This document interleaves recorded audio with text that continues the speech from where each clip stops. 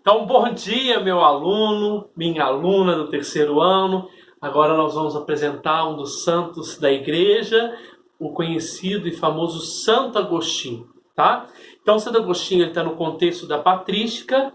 Então, eu não vou ficar aprofundando muito da história, porque eu já falei sobre Santo Agostinho, já detalhei mais a filosofia de Santo Agostinho naquela aula que está lá no seu material. Tá? Então eu gostaria que você voltasse àquela aula e percebesse com mais riqueza de detalhes a filosofia de Santo Agostinho. Então quem foi Santo Agostinho? Santo Agostinho, antes dele ser um santo da igreja, ele viveu na África. Eu tenho que contextualizar rapidamente. Ele viveu na África e ele veio de uma mãe cristã, convertida ao cristianismo, ao catolicismo, e o pai dele era pagão. E aí ele saiu da sua cidade e foi estudar. Quando ele foi estudar, ele começou a ter contatos com outras seitas. Como ele mesmo dizia, ele sentia uma insatisfação, um vazio dentro de si. E aí ele ia buscar esse preenchimento desse vazio. Ele foi em várias seitas religiosas, e uma das seitas que nós vamos estudar, que está contextualizando mais, é a questão do maniqueísmo. Por que nós temos falado do maniqueísmo? Porque o maniqueísmo, o maniqueísmo aqui fundado por Maniqueu, na sua página 73, e que não saiba mais, está falando mais sobre o maniqueísmo. Então, essa seita fundada por Mani, que foi descartada no final do século IV, ela tinha uma visão de que o cosmo, todo mundo, o mundo, foi criado por duas forças opostas, o bem e o mal.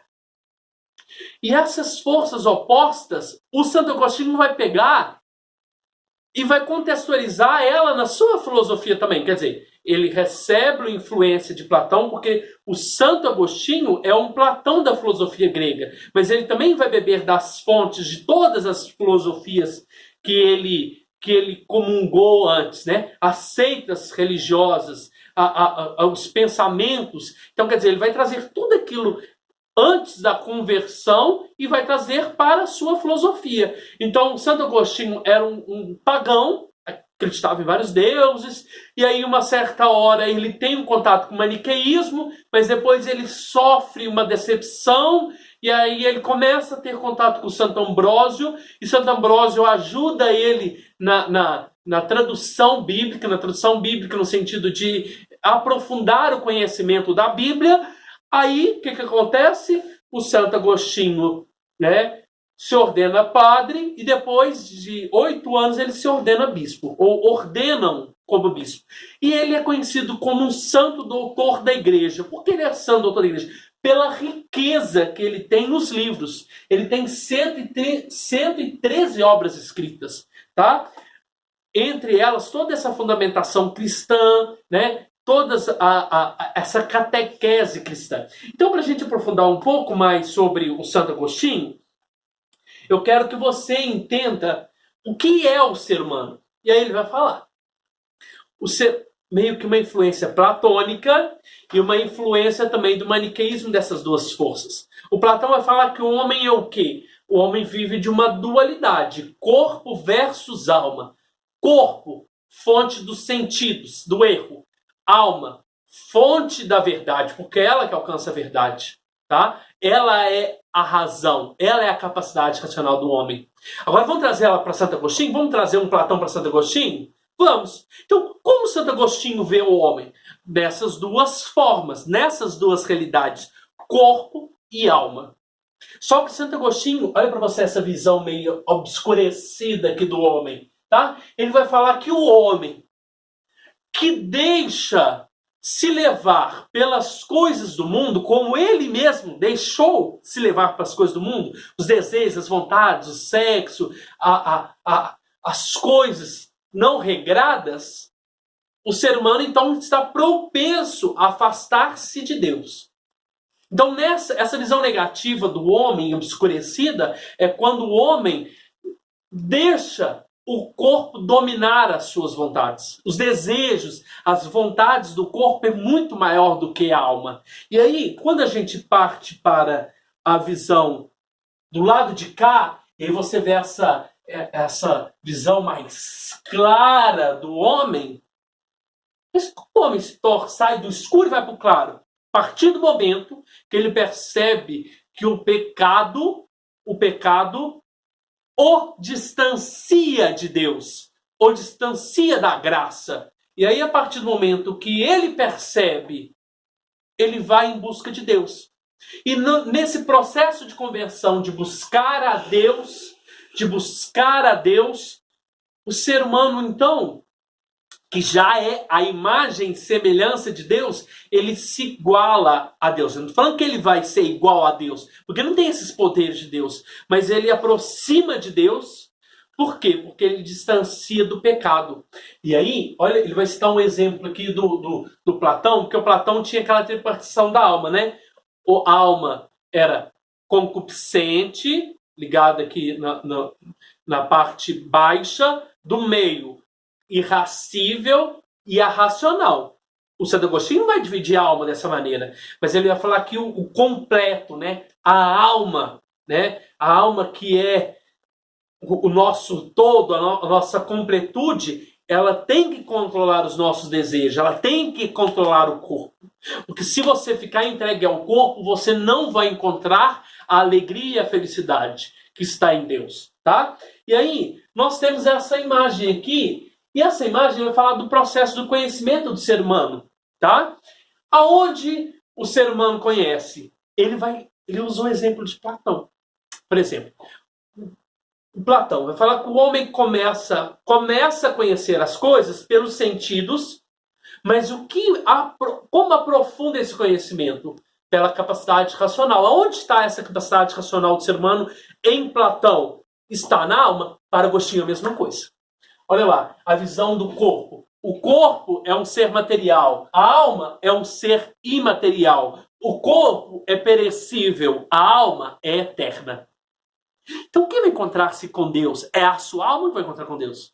Por isso que a sua alma tem que controlar esse corpo. Segura as vontades, os desejos aí, meu irmão. Aí, os sentidos, que é provenientes do corpo, traz o conhecimento, mas não é um conhecimento profundo, tá, das coisas. O que traz o verdadeiro conhecimento é o conhecimento da alma. É a partir do pensamento, do buscar as coisas, do buscar compreender as coisas e buscar a Deus. Buscando a Deus, você começa a conhecer. E aí, por isso que nós chamamos a teoria da iluminação. Então, como chama a teoria de Platão? Da reminiscência da alma. Quer dizer, a alma precisa voltar para o mundo inteligível, para contemplar as verdades. Aqui não é reminiscência da alma, não. Sua alma não vai voltar, não. Sua alma é única. Ela é eterna. Ela vai viver aqui nessa vida. Por isso que o seu corpo tem que... sua alma tem que segurar esse corpo seu. Senão você não vai encontrar a felicidade que é estar em Deus. Então olha para você ver que interessante. A teoria da iluminação de Santo Agostinho é o seguinte. Iluminar. Olha, alguém pensa que você está lá no fim do túnel. Lá no túnel. Esse túnel está escuro. E de uma hora para outra alguém vai acender uma luz e aparece um clarão. Quem é esse clarão? Quem é esse escuro? Você é o escuro. Você faz parte desse escuro. Quer dizer, a sua alma, o seu conhecimento é esse escuro. Mas quem que acende essa luzinha aí dentro de você? Ou quem acende essa luzinha no túnel? O próprio Cristo. Porque o Cristo habita dentro de você. Por isso que é uma filosofia, olha lá para você, da iluminação. Porque quem ilumina o conhecimento da verdade? O Cristo. Aonde está Cristo? Está fora? Não. É uma teoria da iluminação, mas da interiorização. Porque o Cristo habita dentro da sua alma. Olha lá para você ver. O Agostinho, isso lá na sua outra videoaula está mais bem exemplificado. Ele não aceita a teoria da reminiscência da alma de Platão, porque senão você teria que voltar em outra vida, né? Por que ele está falando da teoria da reminiscência? Porque na realidade quem conhece a verdade é só a alma. É só a alma que conhece a verdade. Por que a sua alma conhece a verdade? Por que ela conhece a verdade? Porque você busca a Deus. Quando você busca a Deus e busca o conhecimento, Deus vai acendendo essa fagulha, essa luz que tem dentro de você. Então, quando você busca conhecimento, Deus acende. Quando você busca Deus, Deus acende. Deus acende o quê? Uma luz dentro de você. Por isso que é da iluminação. Deus vai iluminando a sua alma para conhecer mais, para entender mais. Tá? Olha que interessante, é nesse sentido que se pode compreender a famosa frase de Santo Agostinho: in interiore homine habita veritas. Quer dizer, no interior do homem, é dentro do homem, da mulher, que habita a verdade. Mas como eu chego à verdade? Buscando a Deus e buscando conhecimento. Deus habita dentro de você. Você é a imagem e semelhança de Deus. Não pode esquecer disso, tá? Você é o reflexo de Deus, né? Aquela musiquinha agora que sumiu da minha cabeça. Você é o espelho que reflete a imagem do Senhor. É isso. Você é o espelho que reflete a imagem do Senhor. Por que você reflete? Porque Ele está dentro de você. Então, quando você busca Deus, quando você busca conhecer, Deus vai acendendo a luzinha. Uma luzinha. Que luzinha é essa? Uma luzinha para a sua alma conhecer sempre mais. Tá? E para a gente finalizar um pouco de Santo Agostinho, nós temos que entender a sua teoria da cidade dos homens e da cidade de Deus. Quando a gente fala de cidade dos homens, a gente pensa no estado político. Não é o estado político.